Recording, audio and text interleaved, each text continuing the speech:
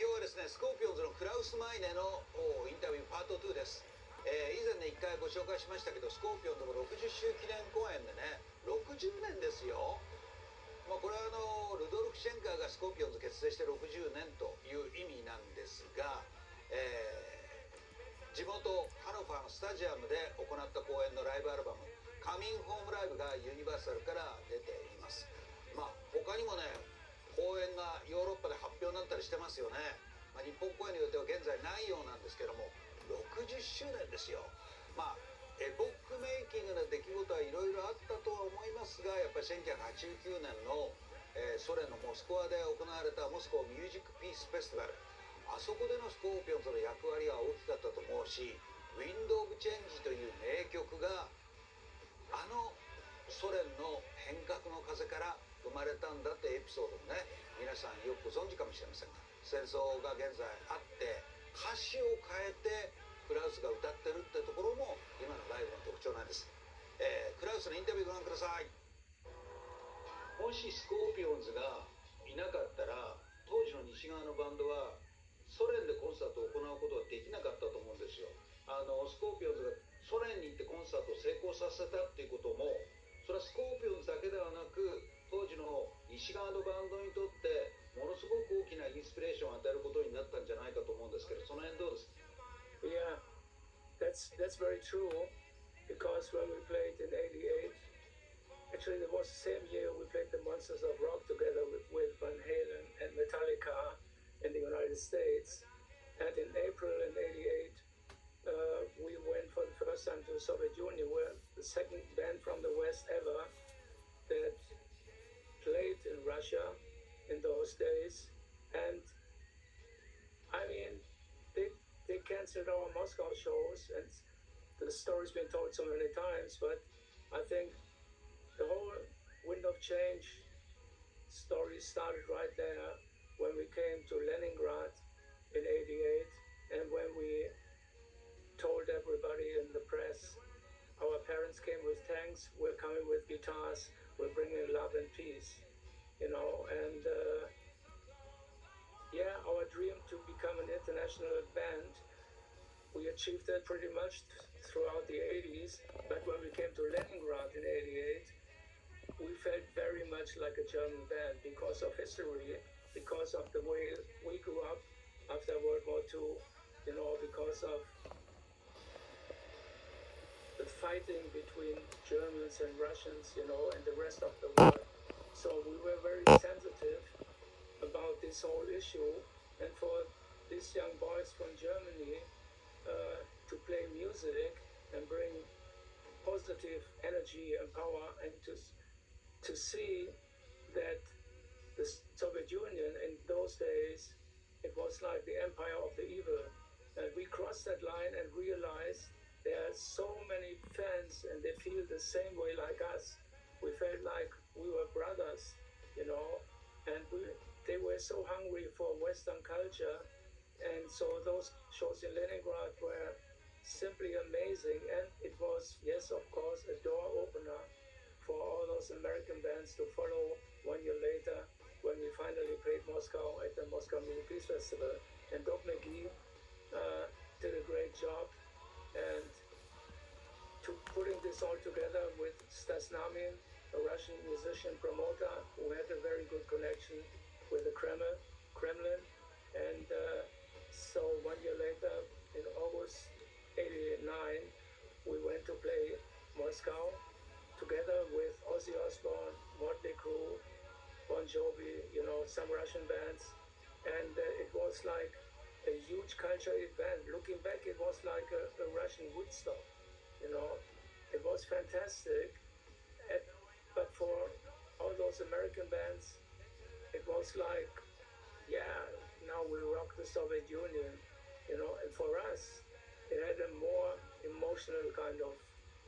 view, so it was very emotional for us, the way we grew up after post-war Germany, growing up in in a divided country, growing up with the Berlin Wall, with the Cold War, so it had a totally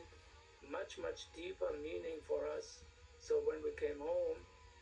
in September, I wrote Wind of Change, and it was like going to America the first time, singing Kojonotsuki in Japan, in America writing songs like The Zoo when we went down 42nd Street in New York City, and now it was about to just try to how can I say this, to reflect on what we went through, you know, and write down the feelings and emotions, and that all came down in a song called Wind of Change.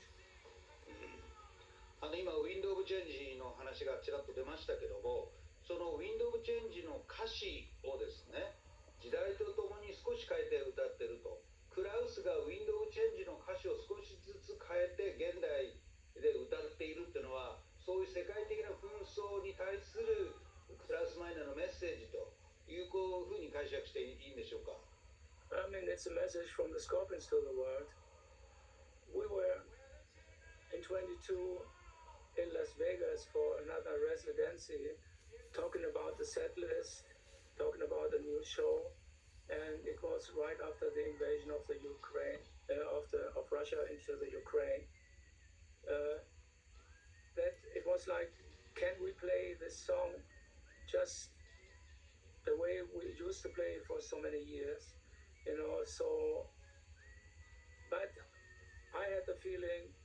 it's not the time to romanticize Russia with lyrics, I follow the Moskva down to Gorky Park, you know, so I wanted to change a few lines and turn it into a statement of solidarity with the Ukraine, you know, and I think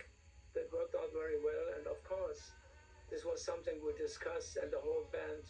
wanted to do this and support the Ukraine at that point,